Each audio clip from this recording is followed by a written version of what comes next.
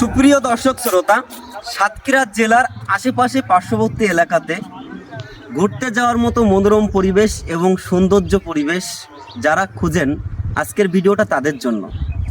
আজকে চলে এসেছি সাতক্ষীরা সরকারি কলেজ থেকে বাম সাইড দিয়ে ঢুকে মাছখোলা নামক জায়গা। মাছখোলার পাকা ব্রিজ পার হয়ে এসে মাত্র 1 থেকে 1.5 কিলো পথ যে শৈলী নামক গ্রামের যে ব্রিজটা, আসলে এই ব্রিজটা হলো বেত্রা নদীর একটি ব্রিজ।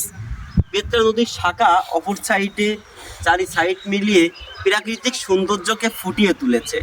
তো আজকে চলে এসেছি, দেখুন এই বেত্রা নদীর শাখার যে ব্রিজটা, ব্রিজের অপর সাইডে যে ভাটার এক বৈচিত্র্যময় দৃশ্য। আসলে এই ব্রিজটার সৌন্দর্য, এই প্রাকৃতিক সৌন্দর্যটা মূলত ফুটিয়ে তুলেছে এই বেত্রা নদীর শাখা, পাশাপাশি এই ভাটার যে বৈচিত্র্যময় দৃশ্যটা।